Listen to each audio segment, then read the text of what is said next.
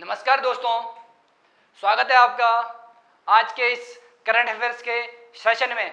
जो हमारे जो आर्टिकल रह गए थे, रिमेनिंग आर्टिकल, उनको हम इस सेशन में डिस्कस करेंगे। चलिए शुरू करते हैं। हमारा जो पहला आर्टिकल है वो होगा हमारा अमोनियम नाइट्रेट। अमोनियम नाइट्रेट दोस्तों क्यों न्यूज़ में रहा, ये क्यों सुर्खियों में रहा? ये इसलिए रिसेंट में इशू में रहा क्योंकि जो हमारा जो बेरूत है, लेबनान की जो हमारी कैपिटल है, वहाँ पे इसकी वजह से ब्लास्ट हुआ था। आपने सुना होगा, जो हमारा क्या होता है, एक्सप्लोजन हुआ था। कहाँ पे? जो हमारा बेरूत है वहाँ पे एक बहुत बड़ा ब्लास्ट हुआ था इस अमोनियम नाइट्रेट की वजह से। जो हमारा ये अमोनियम नाइट्रेट है, इसकी वजह से क्या हुआ था, बहुत बड़ा ब्लास्ट हुआ था। ये लेबनान में हुआ था। 2700 टन था ये हमारा जो अमोनियम नाइट्रेट है। अब जिसको अमोनियम ये 6 साल से वहाँ पे स्टोर में पड़ा हुआ था। ये 6 साल से अमोनियम नाइट्रेट वहाँ पे वेयर हाउस में था। इस वजह से वो डिकम्पोज हुआ और वो क्या हो गया, ब्लास्ट हो गया। अब देखिए जो इसके जो कुछ प्रॉपर्टी है अमोनियम नाइट्रेट की, वो रिलेवेंट बनती है हमारे लिए। जो रिलेवेंट टॉपिक है यहाँ से वो बनेगी हमारे लिए। जो अमोनियम नाइट्रेट की जो प्रॉपर्टीज है, क्या जो हमारी प्रॉपर्टीज है अमोनियम नाइट्रेट की, उसको हम जानेंगे। देखिए जो ये क्या है, एक व्हाइट क्रिस्टलाइन केमिकल है। ये क्या व्हाइट क्रिस्टलाइन केमिकल है अमोनियम नाइट्रेट। और ये किस से मिलके बनता है? ये बनता है हमारे अमोनियम और नाइट्रेट के आयन से फॉर्मेशन होता है इसका। अमोनियम और नाइट्रेट के आयन से इसका फॉर्मेशन होता है। और ये क्या है, ये दोस्तों ये सॉल्युबल है वाटर में, क्या है, आसानी से घुल जाता है अमोनियम नाइट्रेट। ये इसकी प्रॉपर्टी है। ये हमारा अमोनियम नाइट्रेट का फॉर्मूला है।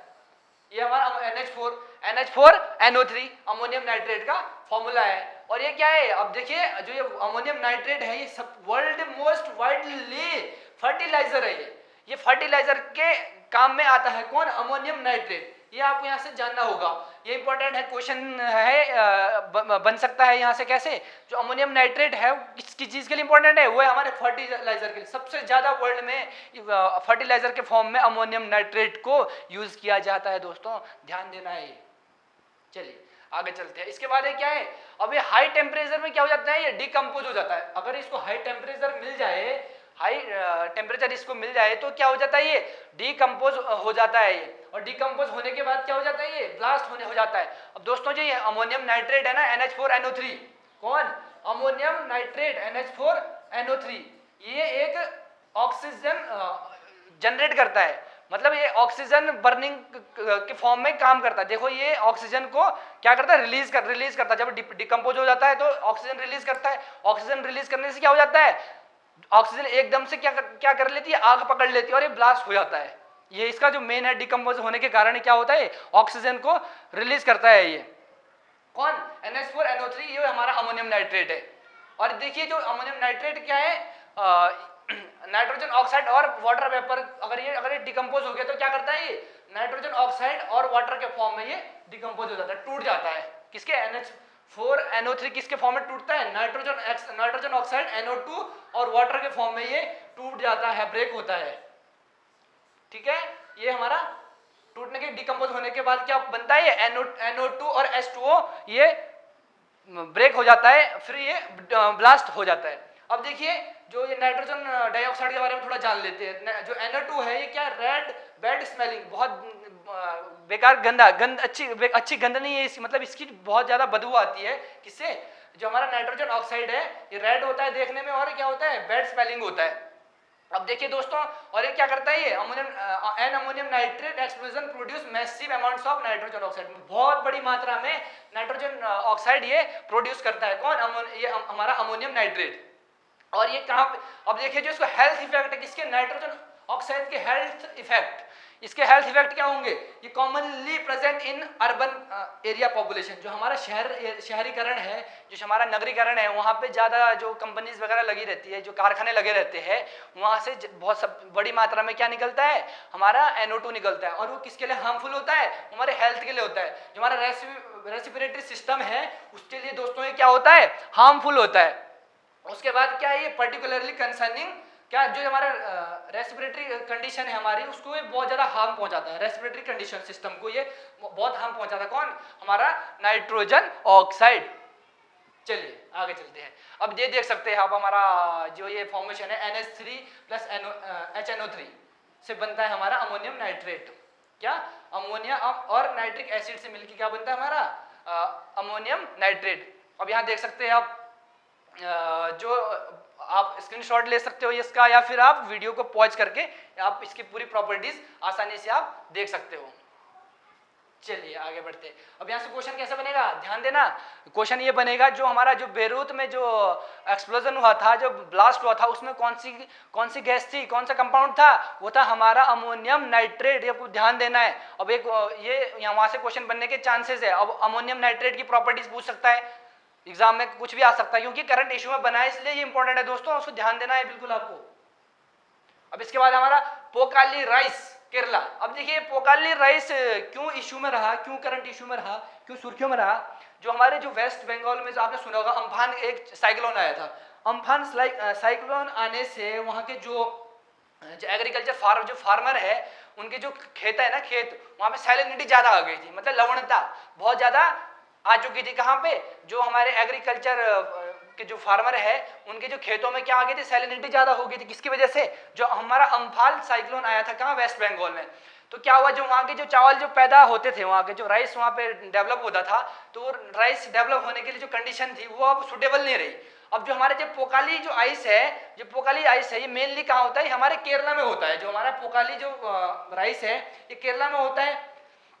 जो ये पोकाली राइस है केरला में होते हैं। जो केरला की कंडीशन क्या है, जो केरला में सैलिनिटी ज्यादा है, लवणता ज्यादा है, तो इसलिए जो पोकाली जो राइस है वो सैलिनिटी की कंडीशन में भी अच्छे से प्रोड्यूस होता है, जिसकी जो मेन खासियत है। इसके लिए सैलिनिटी की कंडीशन कोई मायने नहीं रखती, कैसी भी सैलिनिटी हो ये अच्छे से वहां पे प्रोड्यूस हो जाता है। कहाँ पे, केरला में।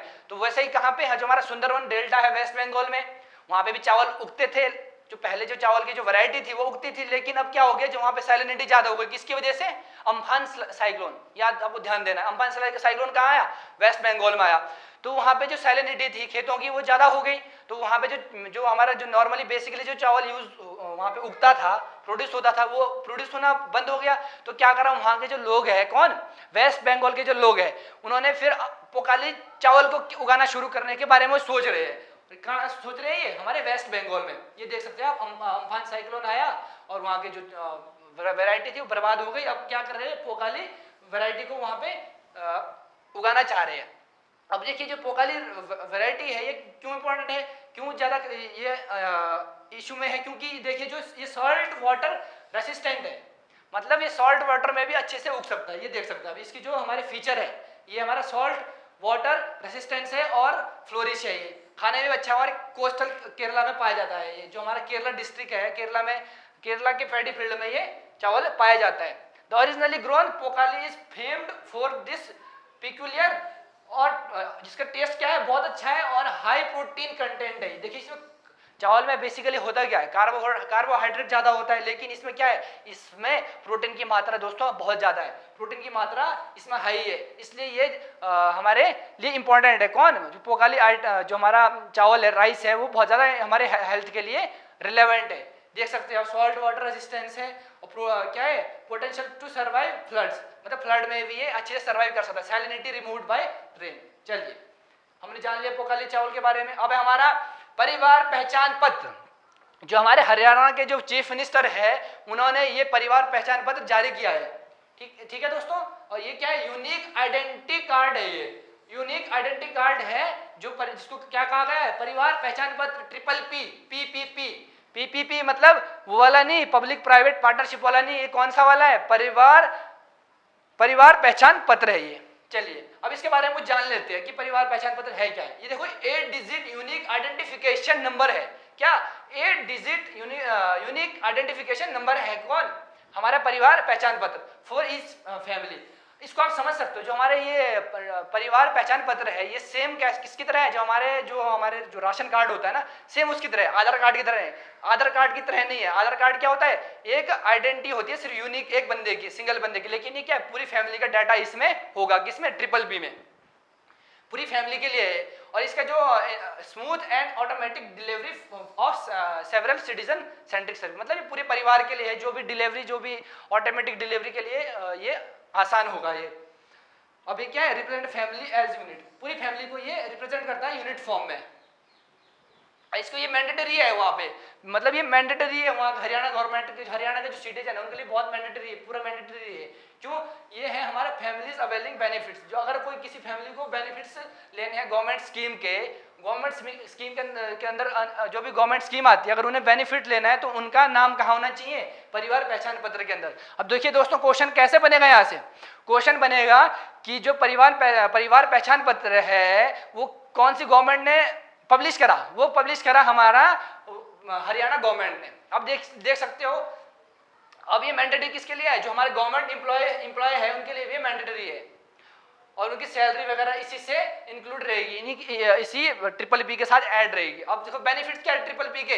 हमारे ये बेनिफिट है, ये maintain a complete database of family. पूरे डाटा हमारी फैमिली का क्या करेगी? डाटाबेस मेंटेन करेगी।